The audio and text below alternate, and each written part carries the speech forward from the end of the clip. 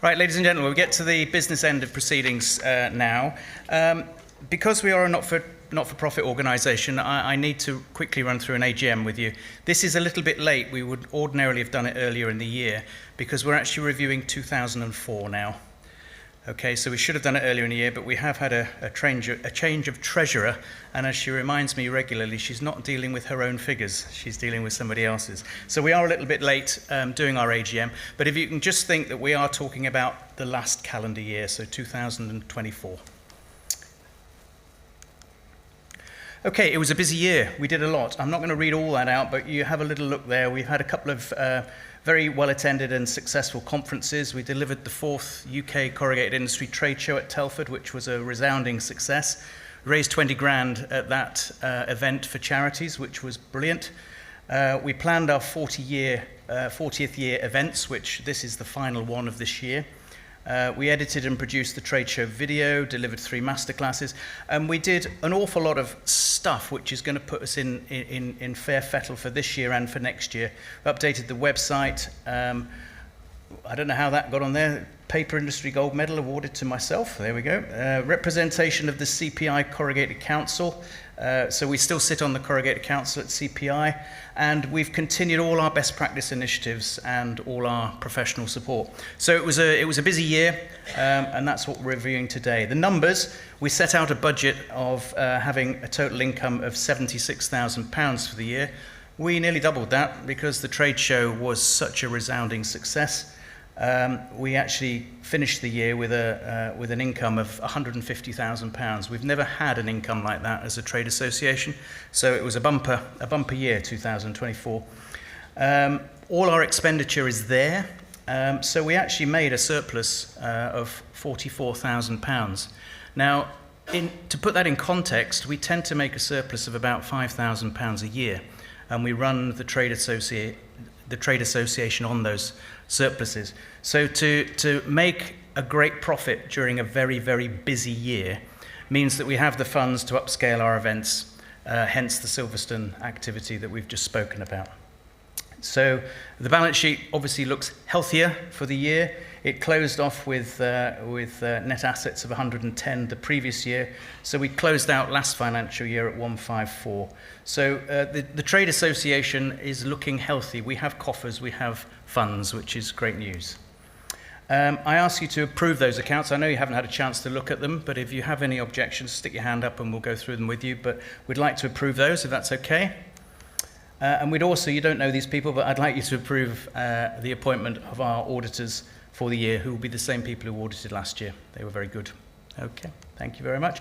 We have a plan for this year, but we're nearly at the end of this year, so a lot of this is old news in many ways. We set out at the beginning of this year to continue to raise the profile, to interview and recruit a new secretariat. So that is a new finance function, which is Caroline, who you've hopefully all met, and also a secretary, which is Sharon. I nearly called her Rara, that's the family name for her. She's my sister-in-law.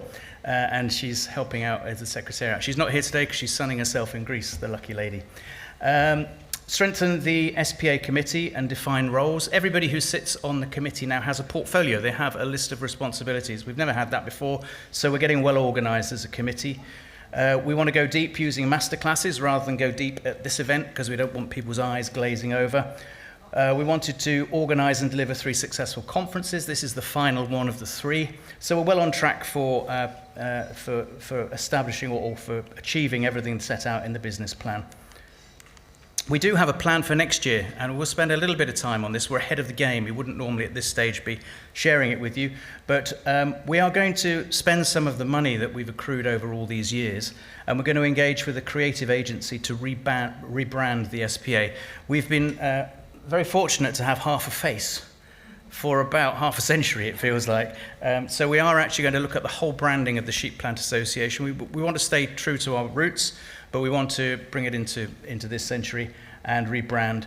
There'll be a new promotional video as well, because a lot of people don't know enough about us to make a decision whether they should come and be members.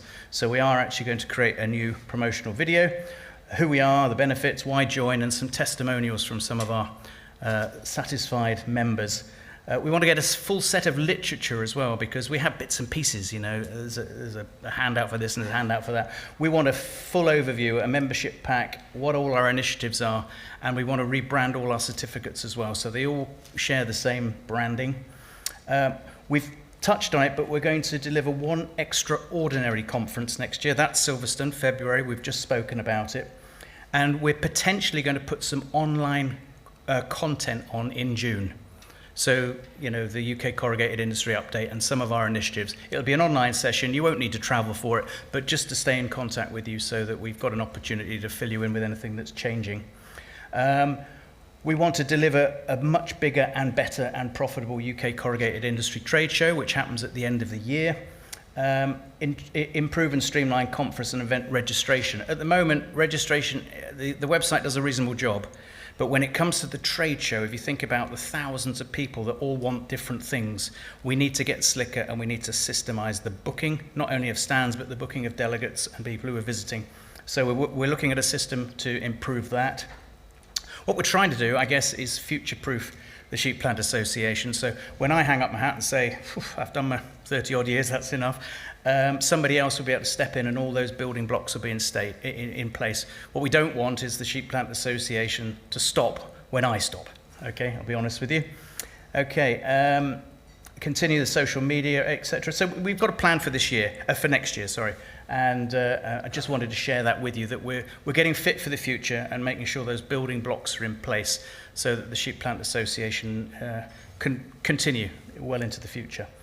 So the numbers for this year, bearing in mind we've only got a couple of months to go now, the actual figures are there, but the budget for this year is there also. We expect subscriptions to be about 75, conference trade show surplus, very small this year, because we don't have a trade show, which generated a huge surplus, and we've tried to make these events good value for you, and we've upped the cost of delivering them to make them better quality. So we're looking at an income of about £86,000 for this year, and we expect to make a slight loss this year because we're investing. There are some capital items in there which are gearing us up for the future. So as a committee, we're already we've agreed that we're likely to make a slight loss for the year, but of course we have cash reserves. I think there's over £200,000 in the bank, so nothing to be concerned about. We are just spending some of the money we've accrued over all these years. Okay. Just to confirm the new officers, Sharon Roberts is secretary, Caroline Tate is finance, and Nick Mountain has joined the committee as ambassador for member engagement. So I think Nick is in the room. Where is he? Oh, he's hiding, or either that or I'm being blinded by the light and can't see him. So, yeah, they are the new officers. So just a thank you for supporting the Trade Association. I needed to get that AGM done because that's part of my legal responsibilities. Okay, thank you. Okay, we want to move on now to something rather exciting. We've got Silverstone coming up, but at the end of the year, we've got an excellent event coming up. So can I just have a show of hands? Who's been involved with any of our trade shows in the past? You just stick your hands up if you've been or exhibited. Okay, that's pretty much everyone in the room. That's great.